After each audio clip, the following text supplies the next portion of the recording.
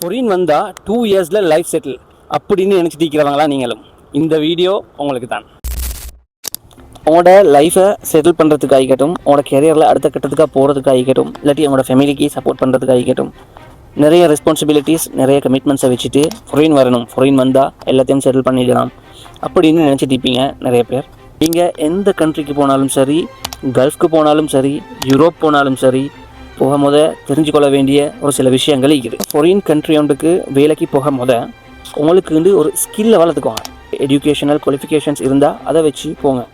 அப்படி இல்லைன்னு சொன்னால் உங்களுக்கு ஏதாச்சும் ஒரு ஸ்கில் ஒன்று இருந்தால் அதை வச்சு உங்களுக்கு இருக்கிற எக்ஸ்பீரியன்ஸை ஆட் பண்ணி அதை வச்சு போக பாருங்கள். ஆல்சோ நீங்கள் எந்த கண்ட்ரிக்கு போகிறீங்களோ அந்த கண்ட்ரியில் இருக்கிற லோக்கல் லாங்குவேஜை இம்ப்ரூவ் பண்ணிக்கோங்க. அப்படி இல்லைண்டா கொமனாக இங்கிலீஷ் சரி பேச கற்றுக்கோங்க. இது உங்களோட சர்வைவலுக்கு வெரி ஹெல்ப்ஃபுல்லாக இருக்கும். நீங்கள் போகும்போது ஆஃபர் லெட்டர், விசா, கம்பெனி இதெல்லாம் வெரிஃபை பண்ணிகிட்டே போங்க. சிலரி வந்தோடனே ஷோ ஆஃப் பண்ணாதீங்க. கட்டாயம் சேவிங் வச்சுக்கோங்க.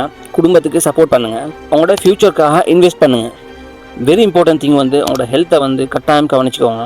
ஏதாச்சும் ஸ்போர்ட்ஸ் ஆக்டிவிட்டிஸ் செய்யணும்னா நிச்சயம் எந்த ஒரு விஷயம் உங்களை கெட்ட வழியில் கொண்டு போகணும்னு நினைக்கிறீங்களோ அந்த விஷயத்துலேருந்து விலகி கொள்வது ரொம்ப நல்லது. நீங்கள் எந்த கண்ட்ரிக்கு போகிறீங்களோ அந்த கண்ட்ரியில் இருக்கிற சட்டத்திட்டங்களை கட்டாயம் தெரிஞ்சு கொண்டு போங்க.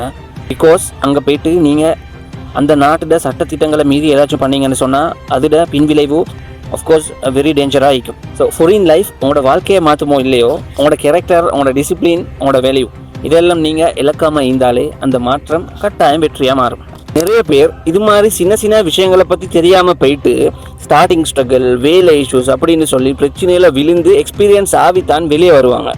நாங்கள் போகும்போது இது மாதிரி விஷயங்களை பற்றின ஐடியாஸோட போகிற இடத்துல எங்களோட வேலையை எங்களுக்கு ஈஸியாக செஞ்சுட்டு போக வேலுமா இருக்கும். வீடியோ பிடிச்சிருந்தா கட்டாயம் லைக் பண்ணி ஷேர் பண்ணிவிட்டு போங்க. நெக்ஸ்ட் வீடியோவில் பார்ப்போம். பாய்.